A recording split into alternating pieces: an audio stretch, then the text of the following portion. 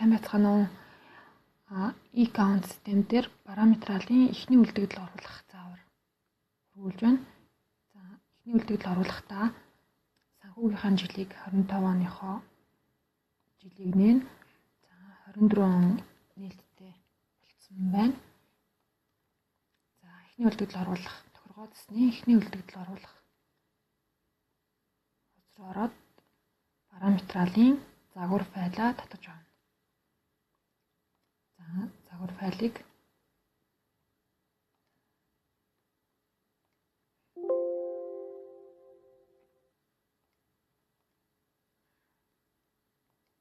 бид загвар файл ингээд татаад юунуудаа параметралынхаа данс метралын код нэрээр нь ингээд бичсэн байгаа. Бэлтгэсэн урьдчилаад бэлтгэсэн байна. За та нар маань хуучин програмынхаа параметралынхаа үлдэгдлийн тайланг аваад эндээс нь кодыг нь систем дээрээс бүртгэлийн кодчлол материалын зүйл гэдсэн. Эндээс экспорт хийж Excel-ээр татаж аваад кодоо нэрээр нь код ансаар нь энэ кодыг олж тавих. Нэг хүртэл олж тавина гэсэн үг. Excel-ээр татаад нэрээр нь хайгаад олж тавьж болно. Шууд систем дээрээс эндээс ингээд шууд хайлт хийх боломжтой. Дэвтэр гэдэг ямар дансан дээр байх ёстой энэ таны дэвтэр. Тэр дэвтэр дээр чинь юм дэвтэр гэсэн юм байна уу гэд ингээд хайгаад энийг нь кофедод аваад тавих бүрэн боломжтой. За одоо тэгж бэлдсэнийхаа дараа параметралын эхний үлдэгдэл оруулахад анхаарах зүйл нь балансд 24 оны 12 сарын 31-ний байдлах баланс бүртгэсэн дансныхаа дугаарыг зөв тавиад тэр дансан дээр бүртгэлтэй материалынхаа кодыг олж тавина. 24 оны 12 сарын 31-ний байдлаарх үлдэгдэл оруулах гэж байгаа тул 24 оны 12 сарын 31 гэж бичнэ. Энэ дээр оруулах гэж байгаа нөгөө эхний үлдэгдлээ хэдэн сарын хэдний байдлаар оруулах гэж байгаа тэр огноогоо бичиж өгнө гэсэн үг.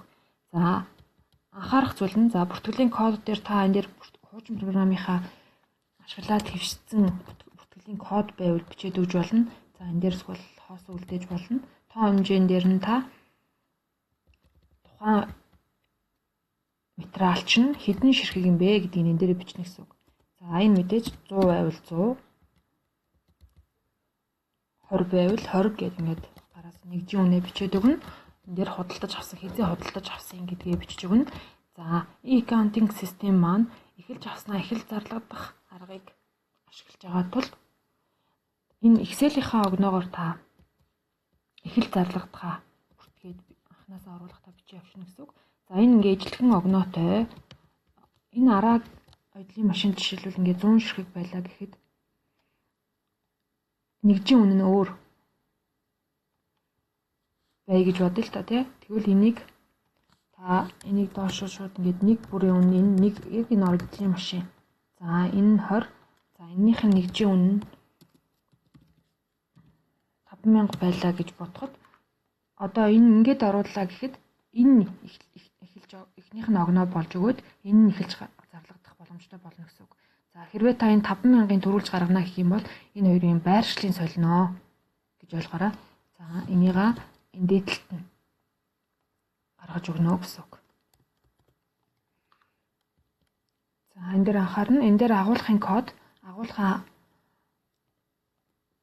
үүсгэхдээ тохиргоо засны бүртгэлийн кодчлол руу агуулгах гэсэн зэт дээр агуулгаа үүсгээд үүссэн агуулгаа энэ код гэдгийг хуулаад нярвынхаа нэрийг үүсгэх ёстой. Энэ төрөл нь параметрал эсвэл параметрал үндсэн өрнг гэсэн ийм төрөлтэй нь параметрал дээр орно гэсэн. Үндсэн өрнг гэвэл параметрал дээр орохгүй зөвхөн үндсэн өрнг дээр орно шүү. За энэ агуулгах үүсгэх заавар бол гарын авлага дээр байж байгаа. Тийм болохоор үлдээе. За энэ дээр нярвынхаа нэрийг сая хуулаад тавина. За параметрал эд хариуцагч оноох гэж байгаа бол энэ дээр эд хариуцагчийн регистрийн дугаарыг оруулж өгнө.